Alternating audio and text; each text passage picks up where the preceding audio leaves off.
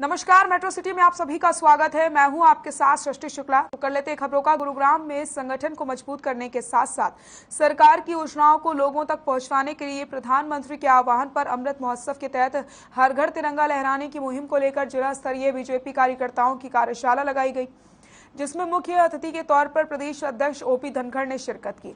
इस शक्ति केंद्र प्रशिक्षण कार्यशाला में सभी बीजेपी कार्यकर्ताओं ने शिरकत की और प्रदेश अध्यक्ष ओपी धनखड़ ने उन्हें पार्टी की योजनाओं को लोगों तक पहुंचाने के साथ साथ अमृत महोत्सव के तहत बूथ स्तर पर हर घर तिरंगा कार्यक्रम को सफल बनाने के लिए गुण दिए हैं।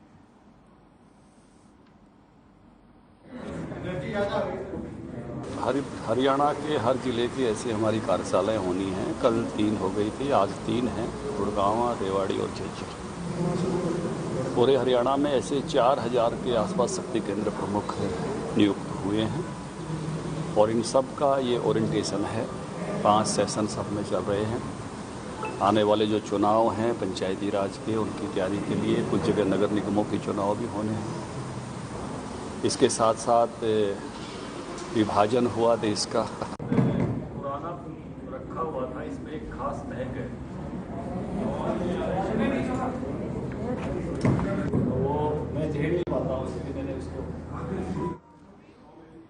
गुरुग्राम में 30 साल से फरार हत्या और डकैती का आरोपी कानून की गिरफ्त में आ चुका है। क्राइम ब्रांच ने हत्यारोपी पुत्तीलाल उर्फ विक्रमजीत को यूपी के जनकपुरी से गिरफ्तार किया है और मामले का खुलासा किया। अब आपको बताते चले 1992 में पैरोल पर आने के बाद से आरोपी पुत्तीलाल फरार था। पुत्तीलाल 1989 में पटौदी थाना क्षेत्र में साथियों के संग मिलकर डकैती के बाद हत्या मामले में गिरफ्तार हुआ था।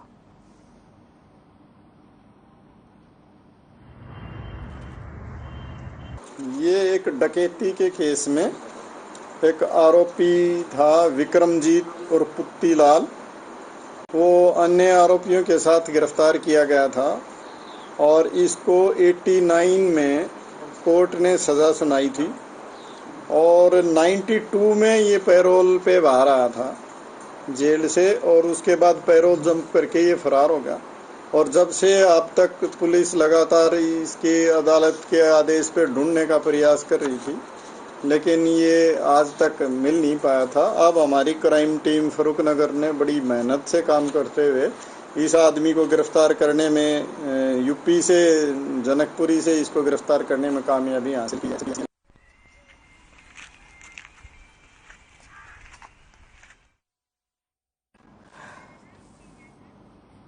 गुरुग्राम पुलिस को बड़ी कामयाबी हाथ लगी, जहां पुलिस ने 2 ऐसे शातिर अपराधियों को गिरफ्तार किया जिन्होंने एटीएम पिन न बताने पर एक टैक्सी ड्राइवर की निर्मम हत्या कर दी थी और शव को जंगल में फेंक करके फरार हो गए थे। वहीं आरोपियों ने पुलिस की पूछताछ में खुलासा किया है कि उन्होंने टैक्सी ड्राइवर अमरीश की केवल इसलिए हत्या कर दी थी कि उसने अपनी एटीएम का पिन दोनों ही आरोपियों को गलत बताया, जिसके बाद आरोपी ने अमरीश की चाकू से गोद कर हत्या की। फिलहाल पुलिस अब ये पूछताछ कर रही है कि इस वारदात के अलावा आरोपियों ने और कितनी वारदातों को अंजाम दिया है।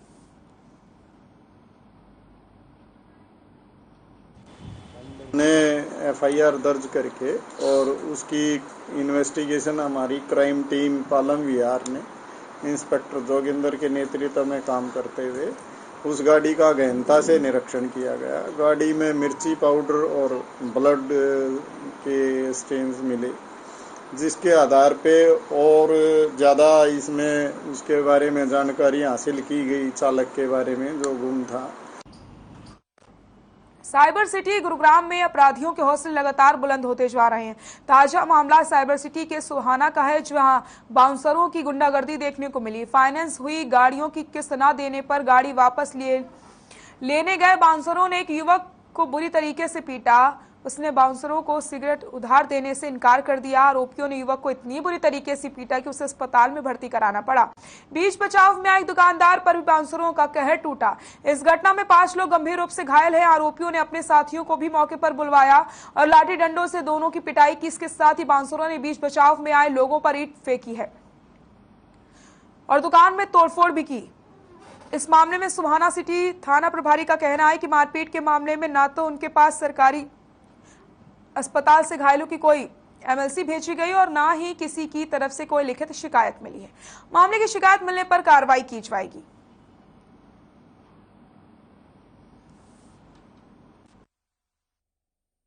मैं ही टायर पंचर का काम करता हूँ। मैं चुंगी नंबर 1 पर था। मुझे पता है कि झगड़ा हो रहा लग गया। मैं गया बीच बचाव को, मेरे को भी शरीर राडो से मारा उन्होंने। बब्बू था और मैं बाई फेस ही जानते हैं जी वैसे तो उनको जी। अच्छा। हाँ, मेरे को लेफ्ट हैंड में काफी चोटें लगी हैं। नाम नीरज है और ये गाड़ी में आए थे जी और ये आवाज़ मारने लगे शिषपाल यहाँ आना, और वो कह रहे सिगरेट ले आओ। हमने मना कर दी उधार देने से। फिर वो ये कई गाड़ी में उतर के आए कई बंदे, उन्होंने से दारू पी के पूरे सेट थे। इन्होंने सिगरेट दे मालिक के फलाना ऐसे करने लगे। ये यार्ड के बंदे हैं, ये पूरे इन्होंने बहुत टीम है, ये बहुत पूरे सोना में आतंक मचा रखा है इन्होंने, और पुलिस इनकी कुछ कार्रवाई नहीं करती है। और इन्होंने आए पूरे सामान हमारा कर दिया, गले में के पैसे वैसे पूरा मतलब सामान पूरा अब भी ऐसा ही फैला पड़ा है। और बुद्धि पकड़ के चैन, सोने की चैन ले गए, पापा की भी ले गई।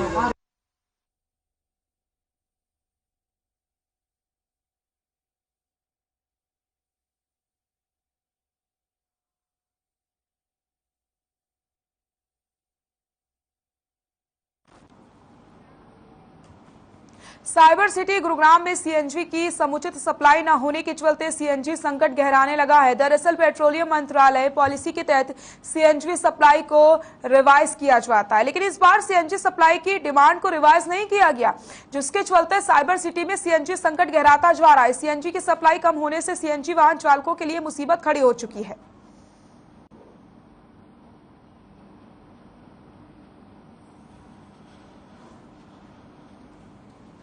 ये तो 5 बजे के बाद सीएनजी बंद हो जाती है पंप। दिक्कत है कि सवारी लोग से पैसे मांगते हैं तो पैसे नहीं देते हैं, सीएनजी महंगा पड़ रहा है। और दूसरा नंबर क्या है कि सर परेशानी बहुत झेलना पड़ता है। हम ऑटो वाले को बहुत दिक्कतें से चलना पड़ता है रास्ते में। नहीं सर, इसके लिए करके सर मुझे सवेरे मतलब कि 5 बजे से पहले सीएनजी भरना होता है, ताकि सीएनजी बंद ना हो जाए तो हम लोग को दिक्कत आ जाती है।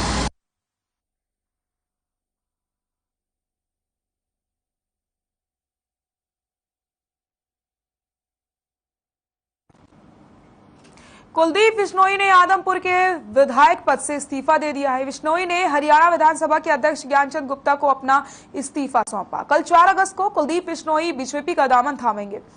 आपको बता दें, कुलदीप बिश्नोई आदमपुर विधानसभा क्षेत्र से कांग्रेस की टिकट पर विधायक थे और काफी दिनों से कांग्रेस से नाराज चल रहे थे और उनके बीजेपी में शामिल होने की संभावनाएं जताई जा रही थी। कुलदीप बिश्नोई ने हाल ही के दिनों में बीजेपी के नेताओं से लगातार अपनी नजदीकियां बढ़ाई हैं और कांग्रेस पार्टी, खासतौर पर कांग्रेस आलाकमान और प्रदेश के पूर्व मुख्यमंत्री भूपेंद्र सिंह हुड्डा के खिलाफ मोर्चा खोल रखा है।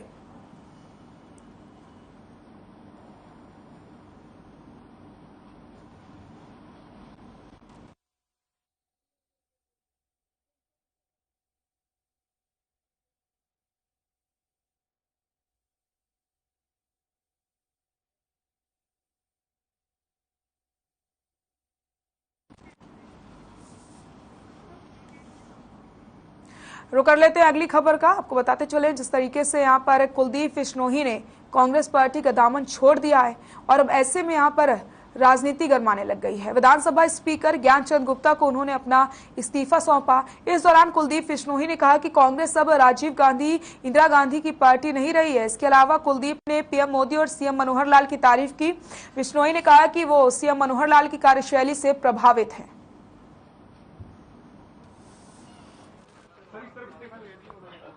लेकिन मैं जो जन भावना थी, जो मेरे कार्यकर्ता हरियाणा और राजस्थान के थे, उनकी भावना थी और जो मेरी व्यक्तिगत भावना भी थी कि कांग्रेस पार्टी है वो इंदिरा जी और राजीव जी की पार्टी नहीं रही और भारतीय जनता पार्टी जिस समय से ज्वाइन करने वाला मैं समझता हूँ वो देश हित में सोचती है। नरेंद्र मोदी जी के जो कार्यशैली है, मैं समझता हूँ सबसे बेहतरीन प्रधानमंत्रियों में से हो तो वो गलत नहीं होगा।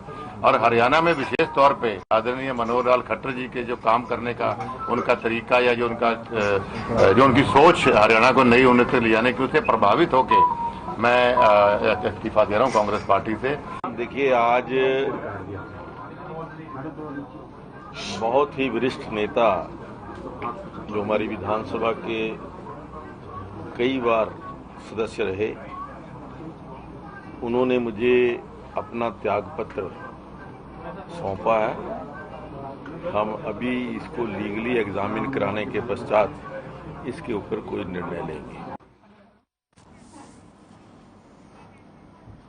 मुख्यमंत्री उड़न दस्ते ने दिल्ली से सटे फरीदाबाद में एक ऐसे गैंग का पर्दाफाश किया जो परिजनों को बहकाकर पैसे का लालच देकर उनके मासूम बच्चों को बेच देते थे। सूचना के आधार पर कार्रवाई करने के लिए उप निरीक्षक सतबीर सिंह और महिला सहायक उप निरीक्षक राजेश को फर्जी ग्राहक के तौर पर तैयार करके बच्चों को बेचने वालों की बात की गई है। आपको बताते चले, पवन शर्मा व हीना से 1 लाख रुपए में बच्चा खरीदने की बात तय की गई। मुख्यमंत्री उड़न दस्ता ने बताया कि एनजीओ संस्था को संचालित करने वाले हीना माथुर व उसका साथी पवन शर्मा गरीब परिवारों से संपर्क करके अच्छी परवरिश कराने का झांसा देकर नवजात बच्चों को 1 से 2 लाख रुपए में बेचते थे और ये लोग अब तक कई बच्चों को बेच चुके हैं। आरोपियों को गिरफ्तार करके जेल भेज दिया गया और मामले की जांच की जा रही है।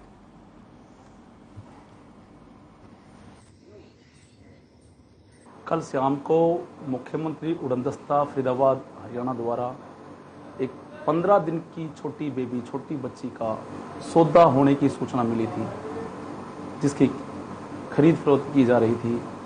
उन्होंने डीसी साहब से ड्यूटी मजिस्ट्रेट नियुक्त कराने के बाद उनसे सौदा किया। सौदा सबसे पहले वो सर्वोदय हॉस्पिटल में बैठ कर के उनकी मीटिंग हुई। उसके बाद 2 सेक्टर पार्क में उनका सौदा हुआ 1 लाख रुपए में। ड्यूटी मजिस्ट्रेट की नेतृत्व में टीम ने छोटी बेबी जो 15 दिन की है और जो 1 लाख रुपए का सौदा हुआ था, उस समय एक महिला और एक लड़का को काबू किया है, जो ये लोग उड़ान वेलफेयर ट्रस्ट के नाम से एनजीओ चलाते हैं। चेक मामला जी, हमारे 15-20 दिन की छोरी है, नन्ही से जान। हमारे धर्म पत्नी का नाम है वंदना उपाध्याय। 2 बच्चे हैं हमारे, तीसरा बच्चा वो है जिसने हमने दिया था। ना उससे कोई 1 रुपए लिया, ना कुछ कोई बात हुई हमसे। वो दिया आपने उस बच्चे को? हमारे घर वाले ने दिया हमसे, दोनों रजामंदी के साथ दिया हमें। किस वजह से दिया? तो देखो भाई साहब, हम हैं गरीब आदमी, तो कह रहे थे हमारे 19 वार्ड में 3-4 मकान है, हमारी फैक्ट्री है, वहाँ से इनके बढ़िया परवरिश हो जाएगी, पालन पोषण। फरीदाबाद में आधार कार्ड में सुधार करने के लिए फर्जीवाड़ा करने का मामला सामने आया, जहां एक युवक आधार कार्ड में सुधार करने के लिए स्कूल और विधायक की फर्जी मोहर और हस्ताक्षर कर देता था, जिसे लोगों ने पकड़कर पुलिस के हवाले किया है। वहीं आरोपी के कब्जे से फर्जी मोहर लगे हस्ताक्षर किए गए कागजात बरामद हुए हैं। आपको बता दें, आरोपी युवक 700 रुपए लेकर के स्कूल और विधायक की फर्जी मोहर और हस्ताक्षर किया करता था।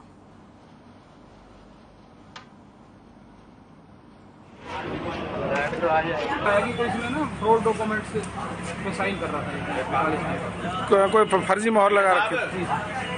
ठीक है, शिकायत दी है इन्होंने? आदमी कंप्लेंट साफ बुलाया। कितने आदमी बताए जा रहे हैं? फिलहाल तो भी 1 ही। ठीक।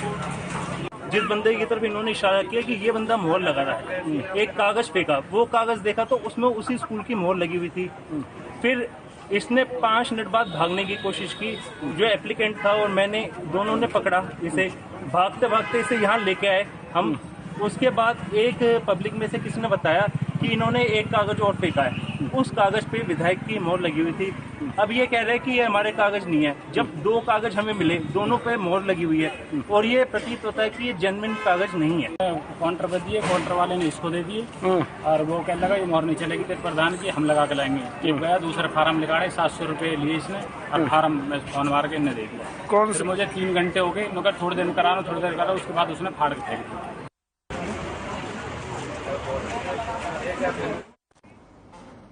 होटल के अपराध जांच शाखा पुलिस को बड़ी कामयाबी हाथ लगी। पुलिस ने धागा व्यापारी से गन पॉइंट पर करीब 4 लाख रुपए की लूट करने वाले गिरोह के एक सदस्य को गिरफ्तार किया, जबकि आरोपी के 3 अन्य साथी अभी पुलिस की गिरफ्त से फरार चल रहे हैं। पुलिस का कहना है कि जल्द ही उन्हें गिरफ्तार कर लिया जाएगा। पुलिस का कहना है कि पकड़े गए आरोपी तालीम के खिलाफ राजस्थान के अलवर में गिरोहबंदी और मारपीट सहित कई धाराओं में मामले दर्ज हैं, जिनमें से वह जेल भी जा चुका है। पुलिस ने आरोपी के कब्जे से वारदात में इस्तेमाल की गई गाड़ी को भी बरामद कर लिया है।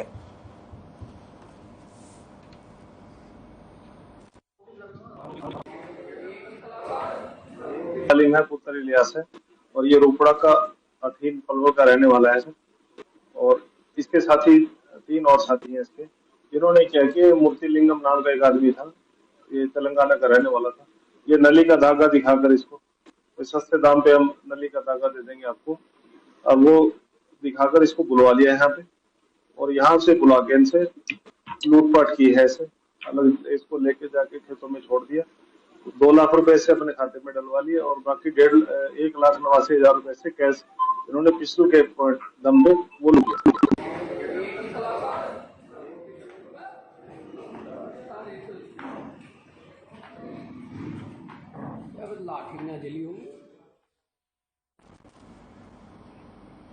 बहादुरगढ़ में फैक्ट्री में मीथेन गैस की चपेट में आने से 4 मजदूरों की दर्दनाक मौत हो गई, जबकि 2 मजदूर की हालत गंभीर बनी हुई है। हादसा उस वक्त हुआ जब कर्मचारी कंपनी में वेस्ट टैंक की सफाई करने में जुटे थे। घटना की सूचना मिलते ही पुलिस और प्रशासनिक अधिकारी मौके पर पहुंचते हैं, मामले की जांच की जाती है। आपको बताते चले, बहादुरगढ़ के गांव रोहत में इंडस्ट्रियल एरिया में दिल्ली के पटेल नगर के निवासी हितेश ने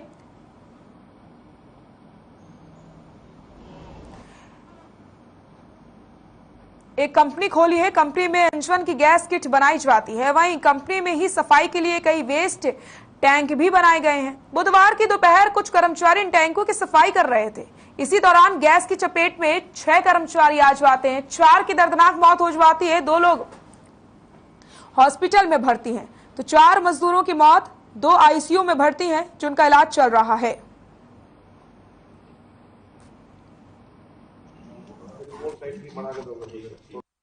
अभी तो जो बॉडीज़ को यहाँ से रिमूव करके पोस्टमार्टम के लिए हॉस्पिटल में लेके गए। अभी पहले इलाज के लिए लेके गए थे। वहाँ पे जो ब्लड डेथ डिक्लेयर किए गए 4 लोग, 2 लोग अभी आईसीयू में हैं, तो उनके ट्रीटमेंट के लिए चल रहे हैं। पहले इनके जो फैमिली के रिलेटिव्स वगैरह हैं उनसे संपर्क किया जा रहा है। उनके संपर्क आने के बाद जो कंप्लेंट्स वगैरह होंगी उनको रिसीव करके आगामी कार्रवाई की जाएगी। अभी मौके के साइट के विजिट के लिए हम लोग ऑफिसर्स यहाँ पे आए हैं और उसका जो इंडस्ट्रियल सेफ्टी से रिलेटेड इक्विपमेंट और रूल्स हैं उसको स्टडी करके और जो संबंधित कानून के अंतर्गत कार्रवाई होनी होती है उसकी कार्रवाई। एरोफ्लेक्स सीलिंग्स के नाम से कोई फैक्ट्री है, तो ये हमने देखा है। ये कोई 5 फुट गहराई पाउंड है टैंक है। इसमें को साफ करने के लिए वो उतरे थे, तो सस्पेक्टेड यही है कि वो गैस की वजह से 4 मजदूरों की दुर्भाग्यपूर्ण डेथ हो गई है और 2 व्यक्ति भी आईसीयू में हैं, ट्रीटमेंट है। तो इसके लिए इंडस्ट्रियल सेफ्टी के अधिकारियों को बुला लिया गया है। पुलिस मौके पर है, उसका विस्तार से इसकी जांच करेंगे और जांच में जो भी दोषी इसमें पाया जाएगा उसे। दिल्ली रोहतक रेल मार्ग पर छोटू राम नगर के नजदीक ट्रेन की चपेट में आने से 2 लोगों की मौत हो गई। मौके से एक मृतक का किसी अनजान व्यक्ति ने मोबाइल उठा लिया और बाद में घर वालों ने जब फोन किया तो उसने कॉल रिसीव करके घटना की सूचना दी। इसके बाद परिजनों को घटना का पता चला। सूचना मिलने के बाद रेलवे पुलिस मौके पर पहुंची और शव को कब्जे में लेकर के सरकारी अस्पताल भिजवाया गया। पुलिस ने मामला दर्ज करके जांच भी शुरू कर दी है।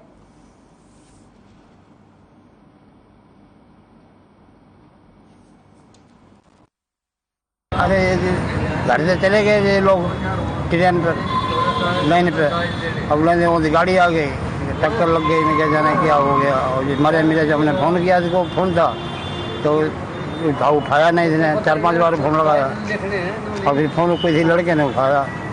हमने भैया राहुल को फ़ोन किया, आप कैसे फ़ोन में कहा कि तेरा लड़का तो आप ही चला गया। हमने कहाँ पे चला गया, कि तो दुनिया से चला गया।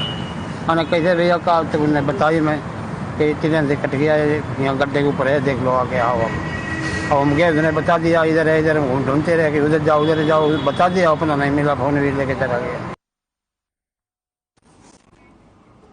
सोनीपत के कुंडली में लोग बिजली कट को लेकर परेशान हैं। इसी के चलते लोगों ने बिजली विभाग के पावर हाउस पर ताला जड़ दिया। लोगों का कहना है कि समस्या के चलते ताला लगाया गया और विभाग के अधिकारी बिना प्रोटेस्ट और ताला जड़े काम नहीं करते हैं। वहीं घरेलू महिला का कहना है कि 3 सप्ताह से लाइट की दिक्कत चल रही है और समस्या को कई बार अवगत कराया गया है, लेकिन कोई समाधान आज तक निकल नहीं पाया।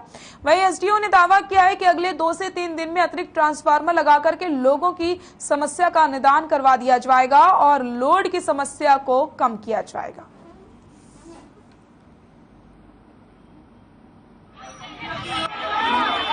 सर 5-6 दिन से लाइट नहीं आ रही। जब से इनसे कंप्लेंट नोट करो, ना कोई फोन उठाता है, ठीक है, लाइन मैन का कोई पता नहीं है। एसडीएम साहब अभी आए हैं, लेकिन सुबह से हम लोग ना खाना खाया है, ना नहाए हैं, ठीक है, 3-4 दिन से तो पानी भी नहीं है, इतनी समस्या आ रही है। पूरी 3-4 कॉलोनी आसपास में है, आते हैं जिनसे बात कर रहे थे, ये गाली के बिना बात नहीं कर रहे। प्राइवेट कॉन्ट्रैक्टर था, वो बोल रहा कि 2 दिन खड़े रहो या 3 दिन खड़े रहो, हम नहीं कुछ करेंगे जी। आज आया वो बोले आपने क्राइम कर दिया कि क्योंकि हमने सिर्फ क्या किया था, यहाँ पे लगा दिया। क्या समस्या का हल हुआ, क्या बातचीत हुई? समस्या का ये है कि जो हमारे यहाँ कॉलोनी है कुंडली गांव के आसपास की, तो ये अनअप्रूव्ड और आगे एक्सटेंशन होती जा रही है लैंड की, एग्रीकल्चर लैंड में। तो यहाँ पे इंफ्रास्ट्रक्चर भी नहीं है, गलियों का भी नहीं है और लाइनों का भी नहीं है। वहाँ आने जाने में, ट्रांसपोर्टेशन में, पोल ले जाने में और लाइन में फ्यूज वगैरह लगाने के लिए जाते हैं तो वो बड़ी दिक्कतें आ रही है। और दूसरा ये है कि जितने भी लाइनें हैं इतनी पुरानी हैं कि एक पोल के ऊपर 8 से 10-10, 12-12 फीट गए हुए पावर हाउस से लाइट क्या और इनसे कह रहे हैं कि या तो लिख के दे दो और ना टाइम बता दो, टाइम भी नहीं बता रहे हैं। 1 हफ्ते हो गया, बच्चों के 100 रुपए के 60 रुपए के रोज दूध आ रहे हैं और फट जा रहे हैं। जब फ्रिज दुकान वाले के पास में फ्रिज में लाइटें नहीं रहेगा तो ठंडा कैसे करेगा? पानी भी नहीं मिल रहा है, बराबर में प्लांट है, वहाँ पानी भी नहीं मिल रहा है, ठंडा नहीं हो रहा है, तो कहाँ से इंसान पानी पिएगा, कहाँ से नहाएगा?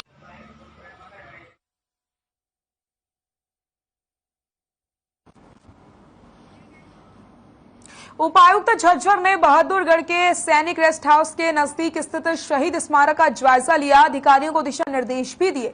उपायुक्त शक्ति सिंह ने कहा कि जल्द ही इस शहीद स्मारक पर शहीदों के नाम अंकित किए जाएंगे और सुरक्षा की दृष्टि को देखते हुए इस स्मारक में एक गेट लगाया जाएगा। साथ ही गश्त भी बढ़ाई जाएगी ताकि किसी तरीके की कोई अनैतिक वारदात यहां पर ना हो सके। उन्होंने कहा कि जिला प्रशासन शहीदों का पूरा सम्मान करती है और किसी भी तरह का अपमान शहीदों के साथ सहन नहीं किया जाएगा।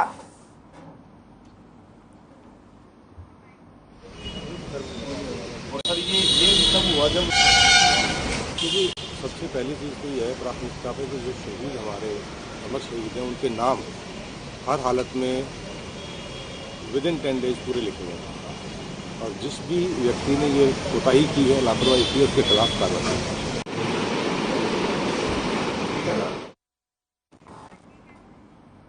खबर झज्जर से है, जहां डीसी कैप्टन शक्ति सिंह ने लघु सचिवालय परिसर में तिरंगा वितरण केंद्र का शुभारंभ किया। आजादी के अमृत महोत्सव के तहत देश भर में इस बार 13 से 15 अगस्त को हर घर तिरंगा अभियान का आह्वान किया है। झज्जर जिला में करीब 3 लाख लोकेशन पर इस अवधि के दौरान राष्ट्रीय ध्वज लहराने का लक्ष्य रखा गया। वहीं जिला प्रशासन की ओर से घर के नजदीक तिरंगा उपलब्ध करवाया जा रहा है ताकि जिलावासी आसानी से तिरंगा लेकर अपने घर पर फहरा सके। उन्होंने लघु सचिवालय परिसर में खोले गए तिरंगा वितरण केंद्र के बारे में जानकारी देते हुए ये भी बताया कि सभी कार्य दिवस पर ये वर्किंग आवर्स में खुला रहेगा। डीसी ने कहा कि तिरंगा राष्ट्रीय गौरव और स्वाभिमान का प्रतीक है।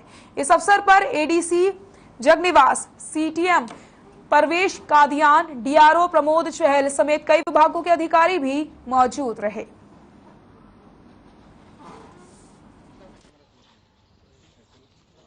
माननीय प्रधानमंत्री जी के आह्वान पर और हरियाणा सरकार के इनिशिएटिव पर इसे दिशा निर्देश से जिला सचिवालय स्तर पर आज ये बेसिकली तिरंगा झंडा उपलब्ध कराने का प्रयास है। इसको जो न्यूनतम दर पर हमें झंडे उपलब्ध हो पाए हैं वो हमने यहाँ पर उपलब्ध कराया है और आमजन से अपील भी की है तो लोगों को तिरंगे के लिए इधर उधर भटकना ना पड़े, नहीं उनको उपलब्धता में। मेट्रो सिटी में फिलहाल के लिए इतना ही। देखते रहिए हर खबर। नमस्कार।